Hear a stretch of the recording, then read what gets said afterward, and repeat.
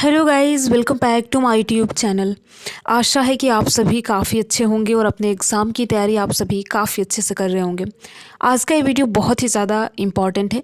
अगर आप किसी भी प्रतियोगी एग्ज़ाम की तैयारी करते हैं तो आप इस वीडियो को देख सकते हैं।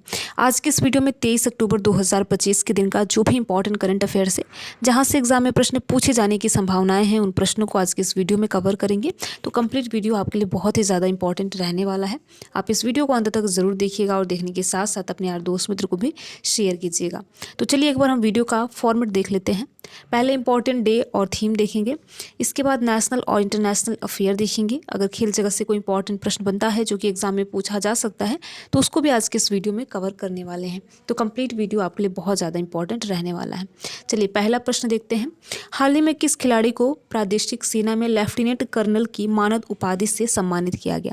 आप सभी को बताना है कि 22 अक्टूबर को यानी कल के दिन किस खिलाड़ी को प्रादेशिक सेना में लेफ्टिनेंट कर्नल की मानद उपाधि से सम्मानित किसे किया गया? पहला ऑप्शन है पीवी सिंधु, बी ऑप्शन है विराट कोहली, सी ऑप्शन है नीरज चोपड़ा, डी ऑप्शन है अभिनव बिंद्रा।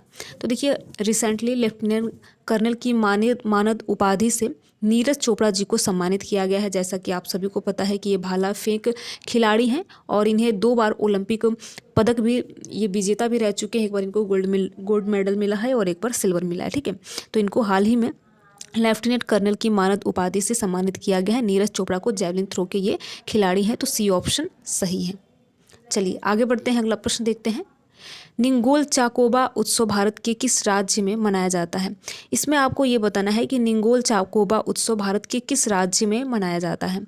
पहला ऑप्शन है असम, बी ऑप्शन है त्रिपुरा, सी ऑप्शन है मणिपुर, डी ऑप्शन है मेघालय। तो निंगोल चाकोबा जो फेस्टिवल है ये मणिपुर में मनाया जाता है, मणिपुर में मनाया जाता है और मुख्य रूप से मैतेई जो समुदाय होते हैं उनके द्वारा निंगोल चाकोबा का फेस्टिवल मनाया जाता है, जो कि विवाहित बेटियों और उनके मायके के बीच पारिवारिक संबंध को मजबूत करता है। तो बहुत ज़्यादा इंपॉर्टेंट है निंगोल चाकोबा। तो आप याद रखेंगे निंगोल चाकोबा जो है मणिपुर में मनाया जाता है मैतेई समुदाय के द्वारा, यानी कि सी ऑप्शन सही है। चलिए आगे बढ़ते हैं, अगला प्रश्न देखते हैं। वैश्विक वन संसाधन आकलन के अनुसार वन क्षेत्र में भारत का वैश्विक स्थान क्या है? इसमें आपको बताना है कि GFRA 2025 के अनुसार कुल वन क्षेत्र में भारत का वैश्विक स्थान क्या है? 7वां है, 8वां है, 9वां है या फिर 10वां है? तो अगर आपको पता हो सही आंसर तो आप बता सकते हैं।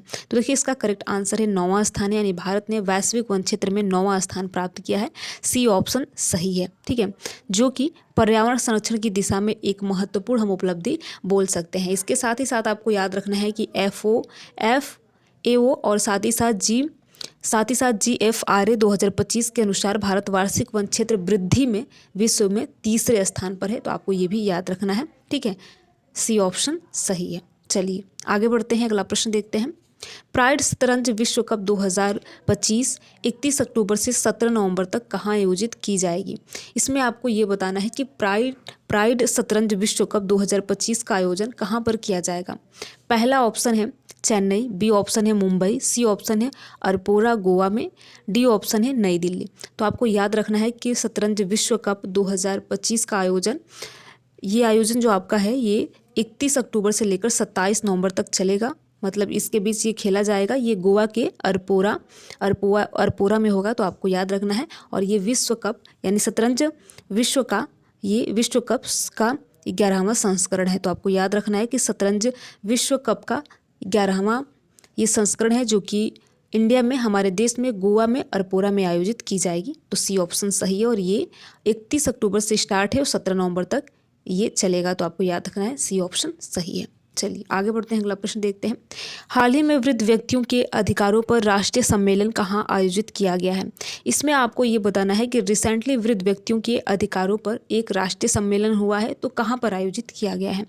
पहला ऑप्शन है नई दिल्ली, बी ऑप्शन है चेन्नई, सी ऑप्शन है हैदराबाद, डी ऑप्शन है बेंगलुरु। तो आपको याद रखना है कि रिसेंटली वृद्ध व्यक्तियों के अधिकारों पर एक राष्ट्रीय सम्मेलन का आयोजन हुआ है, जो कि नई दिल्ली में विज्ञान भवन में आयोजित हुआ है। तो आपको याद रखना है, ए ऑप्शन सही है। चलिए आगे बढ़ते हैं, अगला प्रश्न देखते हैं।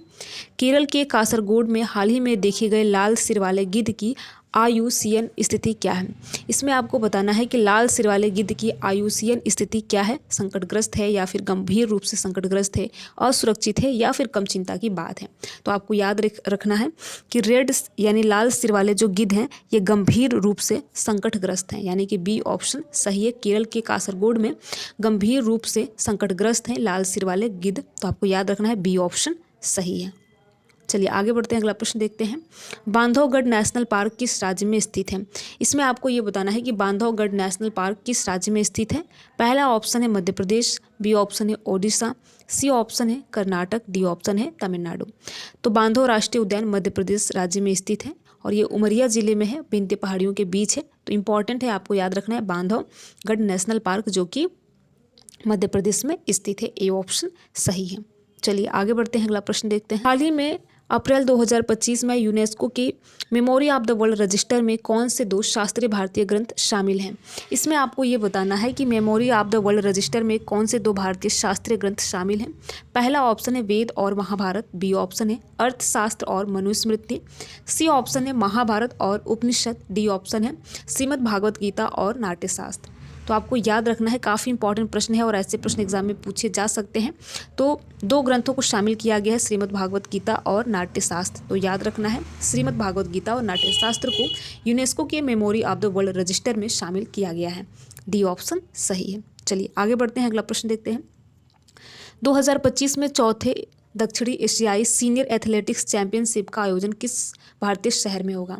इसमें आपको ये बताना है कि 2025 में चौथे दक्षिण एशियाई सीनियर एथलेटिक्स चैंपियनशिप का आयोजन भारत के किस शहर में होने वाला है। पहला ऑप्शन है रांची, बी ऑप्शन है हैदराबाद, सी ऑप्शन है भोपाल, डी ऑप्शन है नई दिल्ली। तो देखिए रांची में बिरसा मुंडा एथलेटिक्स स्टेडियम में ये आपका चौथा दक्षिणी एशियाई सीनियर एथलेटिक्स चैंपियनशिप 2025 का आयोजन होने वाला है। तो आपको याद रखना है कि रांची में यानी झारखंड रांची में इसका आयोजन होने वाला है। शहर पूछा है तो रांची है, ठीक है। चलिए आगे बढ़ते हैं, अगला प्रश्न देखते हैं। सार्वजनिक स्वास्थ्य देखभाल पर 9वां राष्ट्रीय शिखर सम्मेलन का आयोजन कहाँ किया गया है। इसमें आपको ये बताना है कि सार्वजनिक स्वास्थ्य देखभाल पर 9वां राष्ट्रीय शिखर सम्मेलन का आयोजन कहाँ पर किया गया है। पहला ऑप्शन है ओडिशा, बी ऑप्शन है महाराष्ट्र, सी ऑप्शन है तेलंगाना, डी ऑप्शन है कर्नाटका। तो सार्वजनिक स्वास्थ्य देखभाल का 9वां राष्ट्रीय शिखर सम्मेलन ओडिशा के पुरी में आयोजित किया गया है। काफ़ी इंपॉर्टेंट प्रश्न है, आपको याद रखना है। ये जो शिखर सम्मेलन है 28 फरवरी से 1 मार्च 2025 को आयोजित हुआ था। इसका उद्घाटन केंद्रीय स्वास्थ्य मंत्री JP नड्डा जी ने किया था। तो आपको याद रखना है ओडिशा में इसका आयोजन हुआ था। तो इस प्रकार देखिए हमने कुल मिलाकर 10 इंपॉर्टेंट प्रश्न देखा। तो अगर आप किसी भी प्रतियोगी एग्जाम की प्रिपरेशन करते हैं तो आप इस वीडियो को देख सकते हैं। निश्चित तौर पर अगर आप रोज़ाना हमारी करंट अफेयर्स की वीडियो फॉलो करेंगे तो आपको निश्चित तौर पर एग्जाम हॉल में काफ़ी कंफर्टेबल फील होगा, ठीक है। तो वीडियो कैसा लगा ज़रूर बताएं। अगर आप वीडियो में किसी भी प्रकार का कोई सुधार करना चाहते हैं तो कमेंट बॉक्स में बता सकते हैं। वीडियो में लास्ट तक बने रहने के लिए आप सभी का बहुत बहुत धन्यवाद। अगर आपको ये वीडियो अच्छा लगा हो तो वीडियो को लाइक कर सकते हैं और लाइक करने के साथ साथ अपने यार दोस्त मित्र को भी शेयर कर सकते हैं। Thank you.